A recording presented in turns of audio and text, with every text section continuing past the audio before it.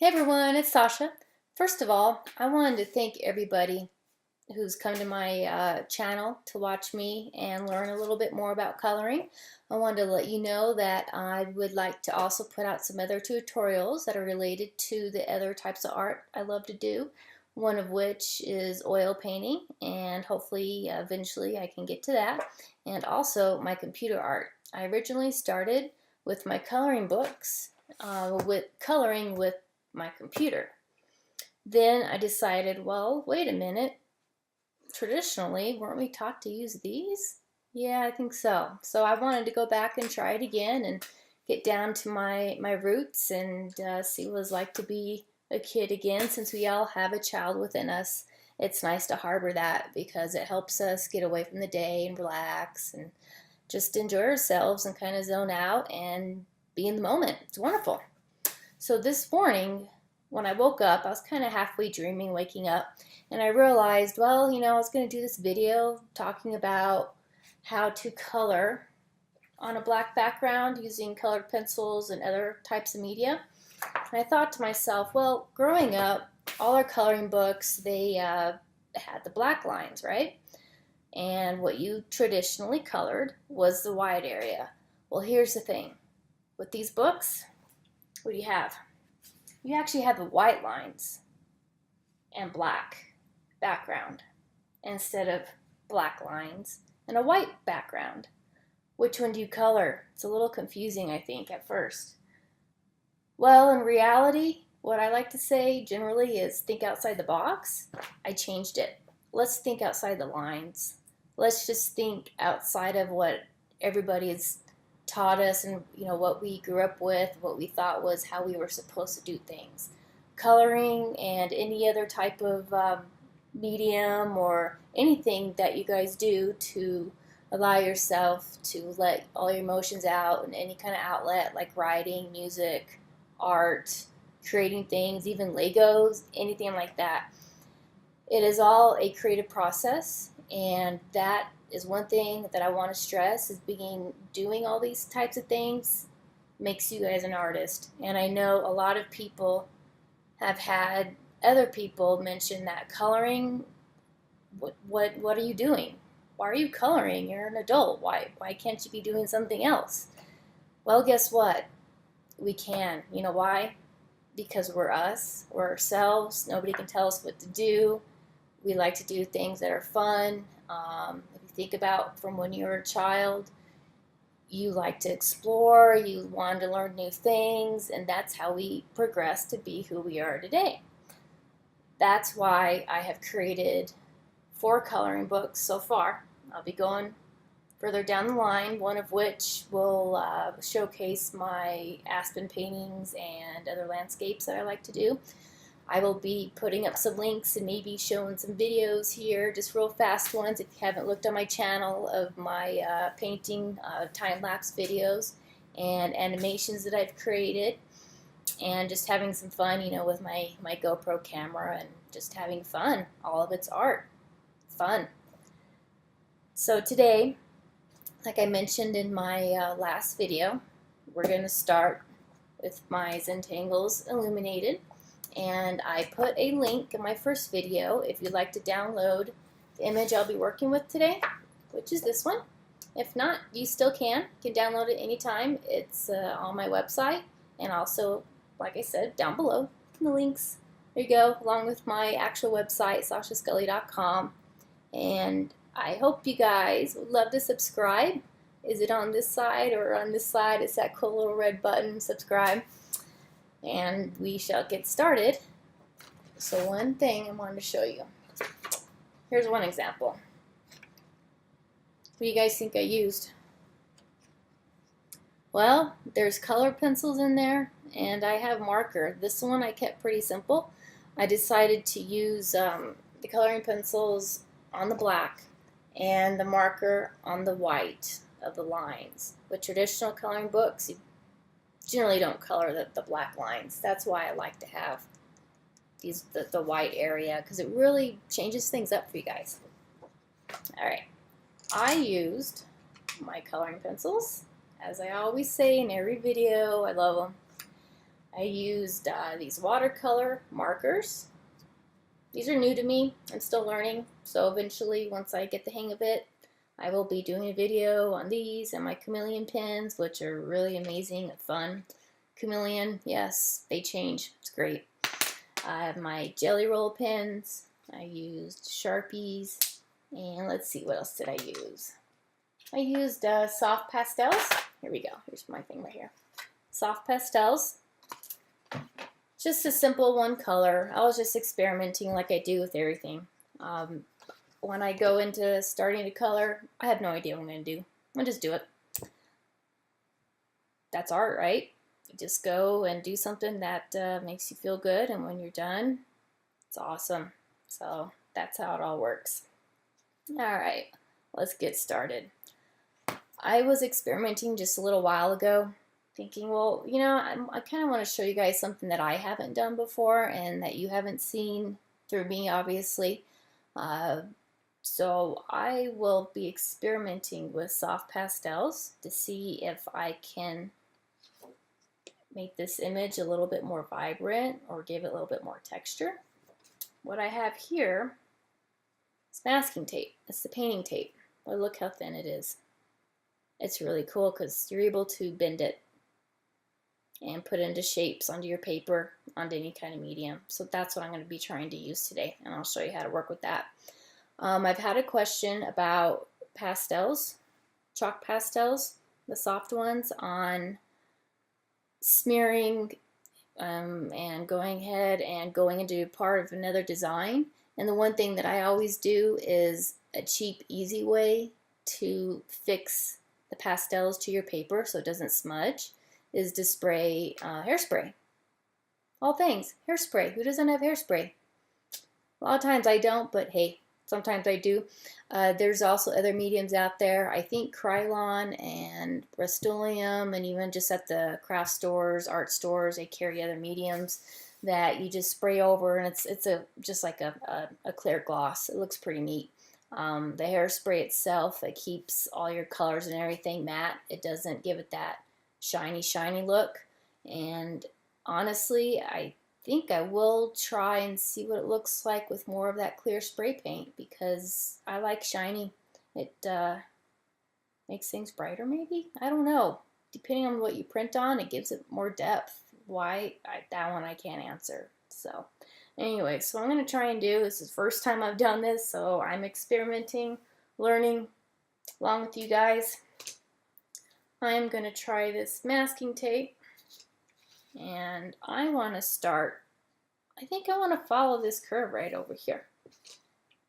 Just seems a little intriguing for me. Let's see if I can do this. So what I'm trying to do is I'm kind of starting in the middle. I have to eyeball it. So it's generally around the same curvature, same distance from here.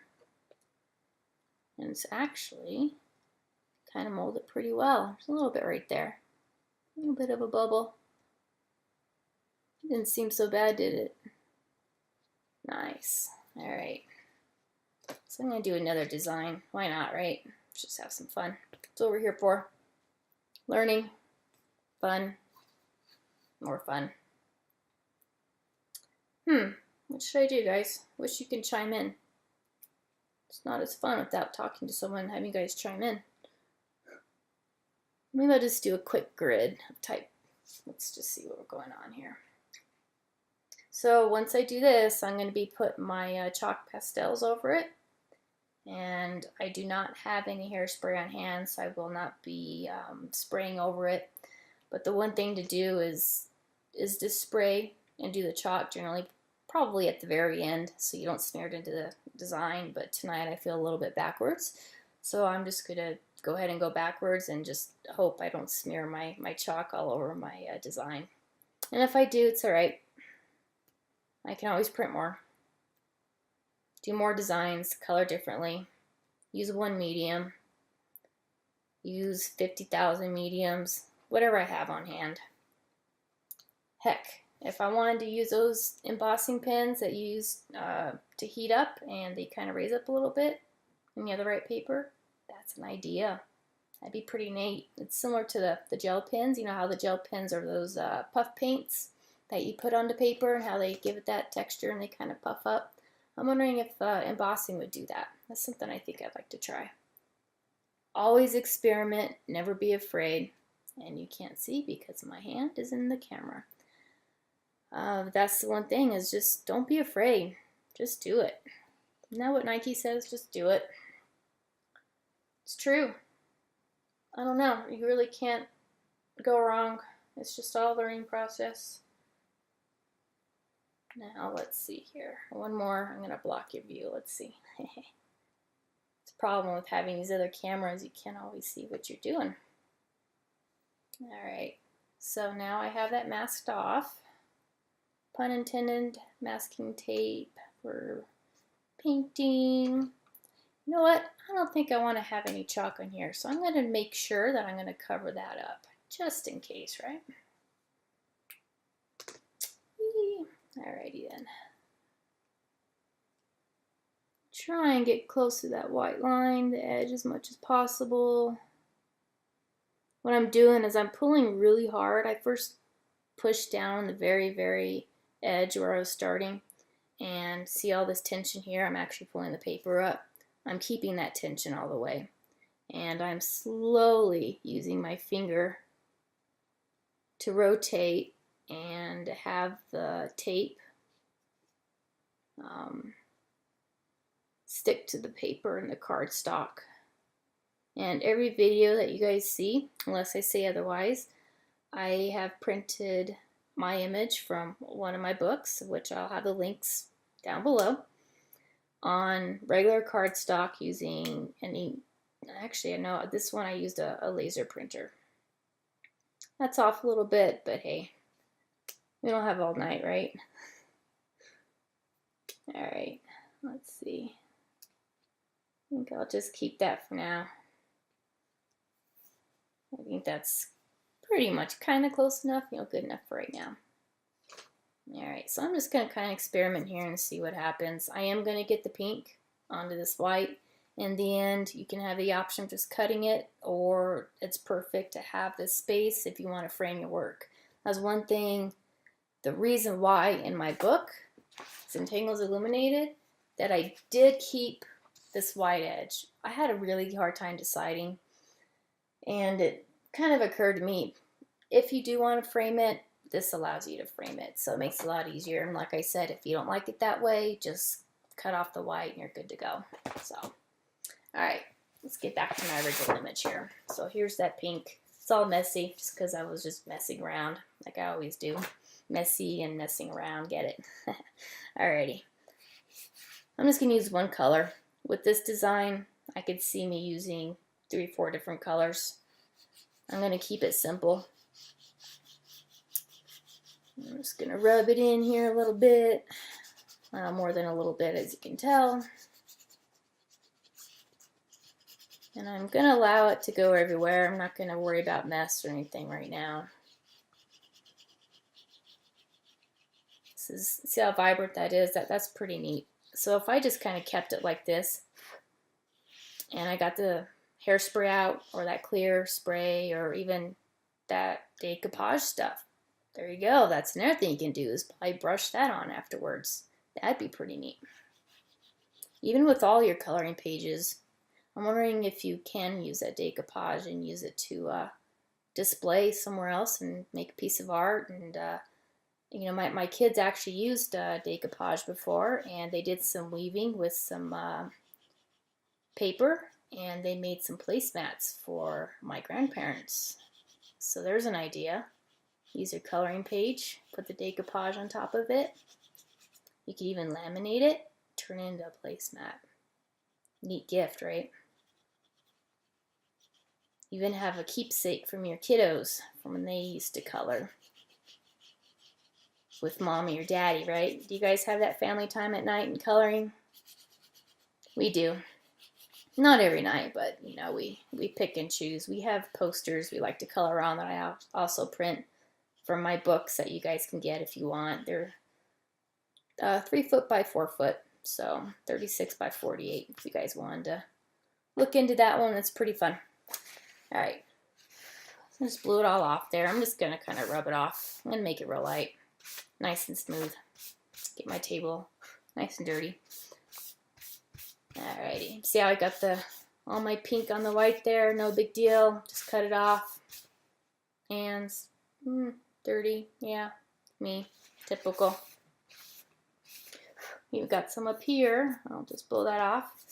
Alright, let's reveal what happened here. One more time, don't want to take off the pastels. You ready?